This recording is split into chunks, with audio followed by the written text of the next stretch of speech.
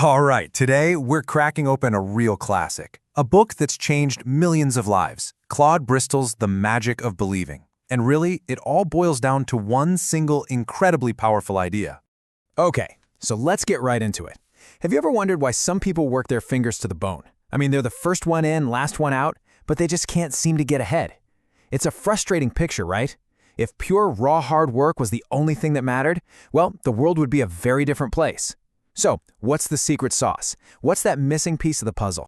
Well, for Bristol, this is the answer. He called it the golden thread.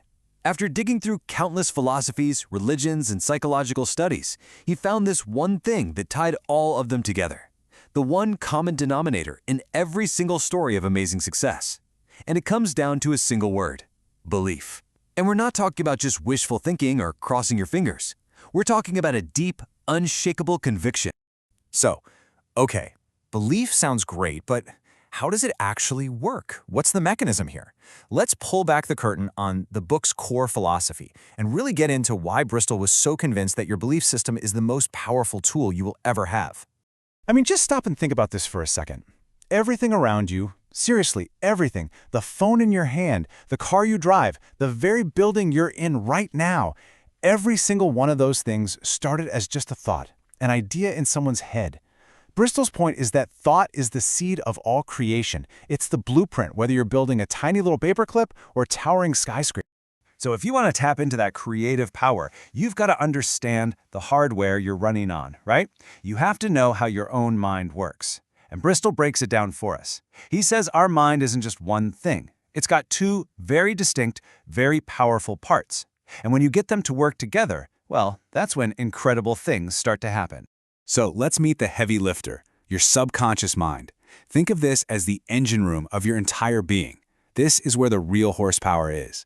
It's not the part of you that sits around and reasons things out. No, this is the part that feels, that acts on instinct, that gives you those gut feelings. It's the source of all your dynamic energy. And get this, it is always on. It never sleeps. And this slide just lays it out so perfectly. You've got your conscious mind. That's like the captain of the ship, right? It's up on the bridge, looking at the maps, giving orders, making rational decisions. But your subconscious mind, that's the gigantic, powerful engine deep in the hull.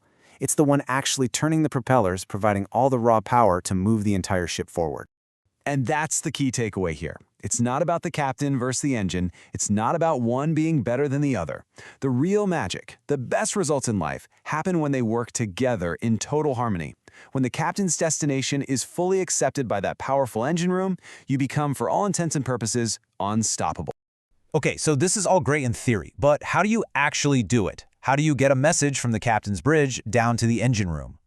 This is where Bristol gets super practical and gives us some brilliantly simple yet seriously powerful techniques.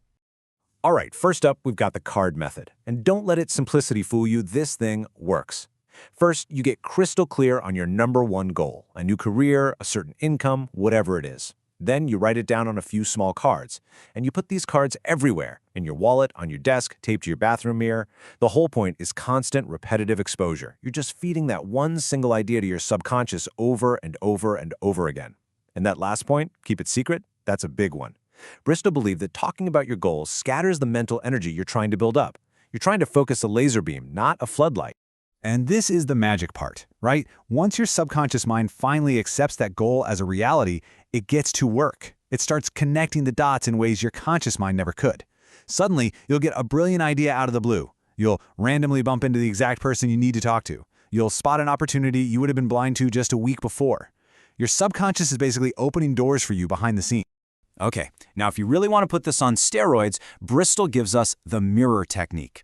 He calls it a supercharging method. And this is all about building that rock-solid, unshakable conviction. Think about it. You're standing there, looking yourself right in the eye, and you're speaking your goal out loud. You hear the words, you see your lips move, you feel the power in your stance. It creates this intense feedback loop that just hammers the idea into your subconscious with incredible force. Now, what's really fascinating, and a little scary, is that this power of suggestion doesn't just work for one person at a time. Oh no, it's a force that has literally shaped human history, for both incredible good and for absolute evil. And understanding this really shows you just how potent these techniques are. Because at the end of the day, the principle is always the same.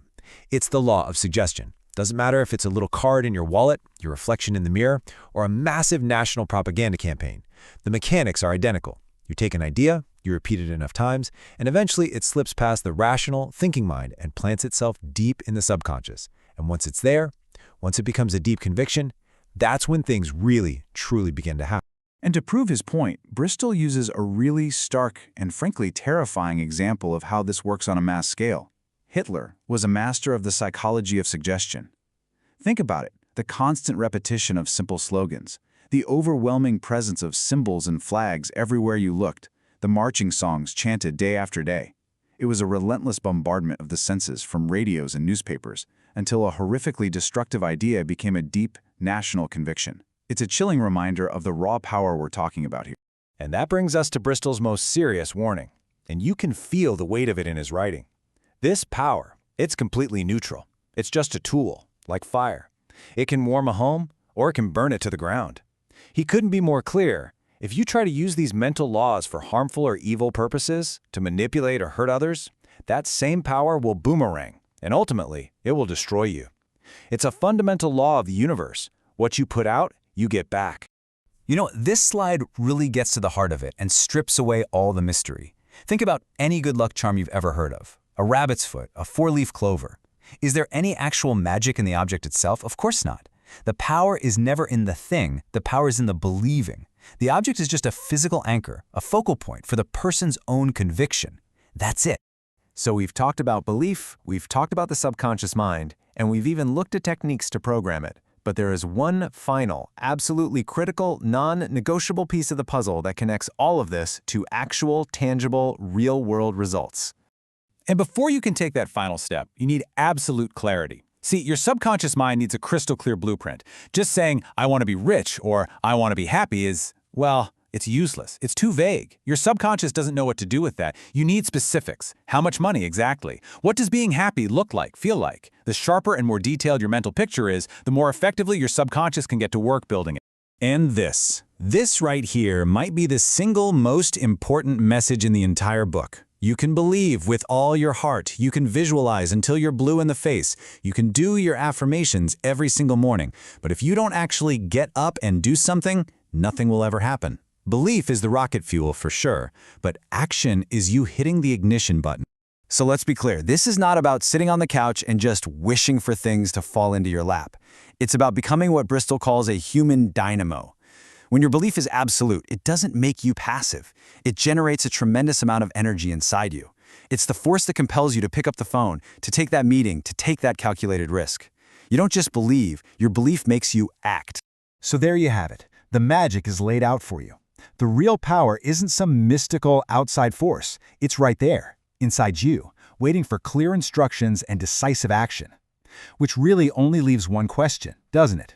What will you choose to believe into existence?